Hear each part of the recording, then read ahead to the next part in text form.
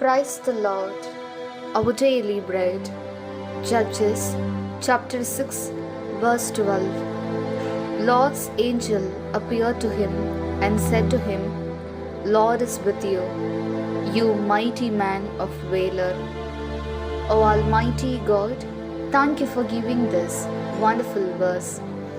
May your presence showers on us. O Lord, you have appointed a messenger for each of us, and the messenger is our helper. Our actions will be brought to you from time to time, so our actions should be considered. So, bless us to live in hope that we will become strong when the Lord is with us. We ask this in the name of Jesus Christ. Amen. அன்றாட உணவு. நீதி தலைவர்கள் அதிகாரம் 6 இறை வார்த்தை 12. ஆண்டவரின் தூதர் அவருக்கு தோன்றி, வலிமை மிக்க வீரனே, ஆண்டவர் உன்னோடு இருக்கிறார் என்றார். அன்பின் தகப்பனே, இன்றைய நாளிலே இந்த இறை மன்னாவை கொடுத்ததற்காக நன்றி ஆண்டவரே. இறைவா, எங்கள் ஒவ்வொருவருக்கும் ஒரு தூதரை நியமித்து இருக்கிறேன்.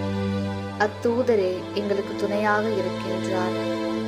நாங்கள் செய்யும் செயல்களை அவ்வப்பொழுது உம்மிடம் கொண்டு சேர்ப்பார்கள். ஆக எங்கள் செயல்களில் கண்ணும் கருத்துமாக இருக்க வேண்டும். எனவே ஆண்டவர் நம்மோடு இருக்கும்போது நாம் வலிமை மிக்கவர்களாக மாறுவோம் என்ற நம்பிக்கையில் வாழ எங்களை ஆசீர்வதியும். ஆமென். അന്നുള്ള ഭോജനം.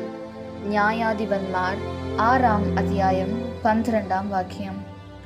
കർത്താവിൻ്റെ ദൂതൻ അവനു പ്രത്യക്ഷപ്പെട്ട് പറഞ്ഞു, ധീരനും ശക്തനുമായ മനുഷ്യ, കർത്താവ് നിന്നോട് കൂടെ.